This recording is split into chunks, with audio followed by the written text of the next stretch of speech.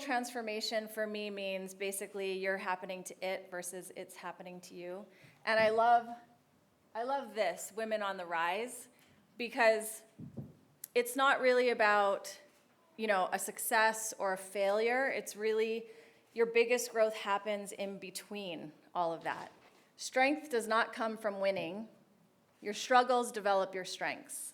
When you go through hardships and decide not to quit, that is your strength. And that really resonated with me because it's really not about that success or failure, or I didn't go to CrossFit for the month. It was like just getting back into the studio and just recommitting. So I did have the conversation in my head. I had two choices. One is I could never go back to CrossFit. That would be great. It wouldn't hurt as much. Or two, I could just go back. And I went back. And I was happy to see this quote because it reminded me of what I wanted to talk about today is kind of take you back in time about a little over a year ago.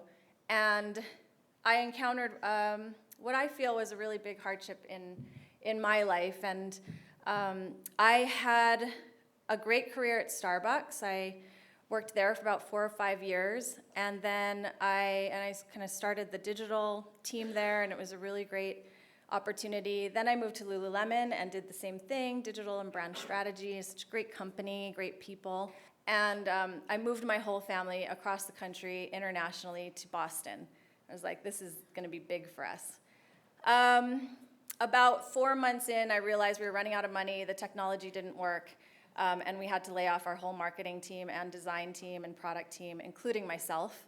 And so I lost my job.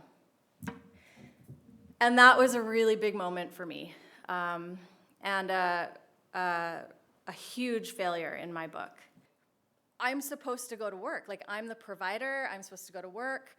What am I doing? My kids are now off at school. What am I going to do all day? I have nothing to do. I have no emails to check. Who am I without Lululemon or Starbucks at the end of my title? Like, do I know how to build relationships? Will people still meet me for dinner? Will they, will I still have my network? And do I know how to do that? And what I actually learned was, who am I without my title? Who am I without my title? Who are you without your title? And I did not know who Nancy was without being VP of Brand and Digital, Director of Digital Strategy, CMO at this startup.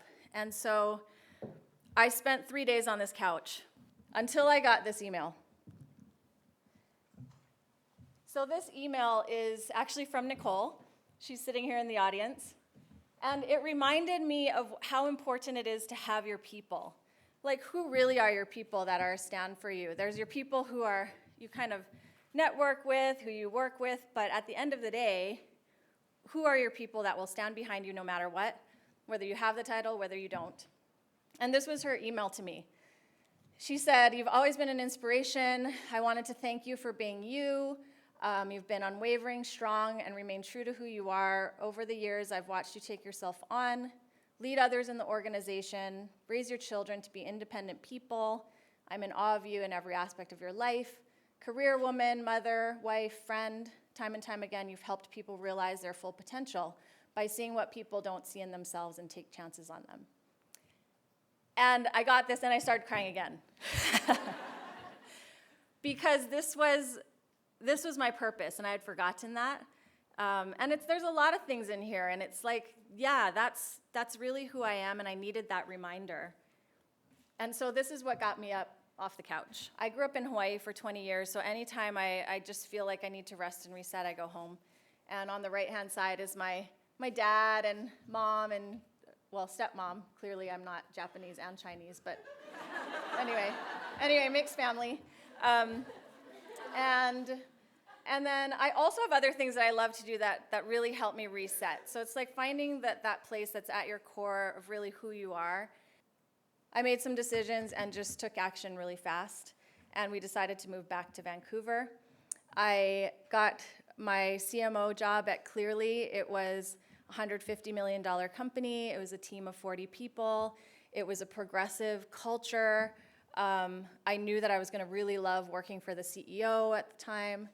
And it was exactly what I was looking for. So we made the decision, and we packed up the family, and we moved back within 9 months of having just moved there.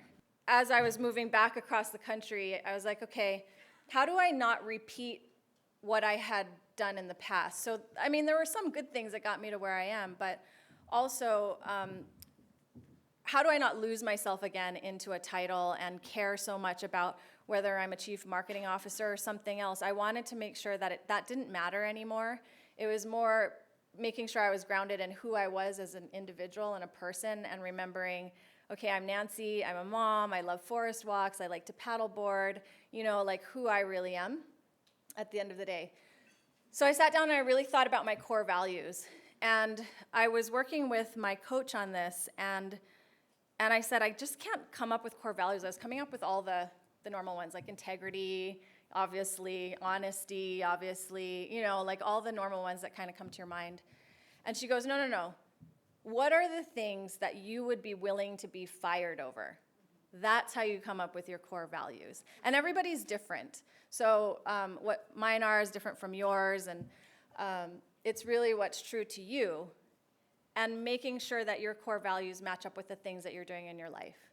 So for me, it came very, very easily. It was family, freedom, financial freedom, freedom from being scared of being fired, just anything like that. I wanted to feel strong and free. And then physical strength. The next thing I started thinking about, which was actually a really hard exercise, but perspective is a really important thing. And now in my job, people ask, it can be so crazy all the time, and people are like, how do you stay so calm? And my response is, it's just perspective. Having a bigger perspective beyond the project that you're running, or that email you got, or the frustrating circumstance that you're encountering. It's really having a bigger perspective of your life, of what you're up to in the world. And this was hard. This took me 3 weeks to kind of sit down and do, but the questions are, who are you? What do you love to do? Who do I do this for? And then, how are they transformed as a result? And I was like, how are they transformed as a result? That's just a crazy question I hadn't even thought about.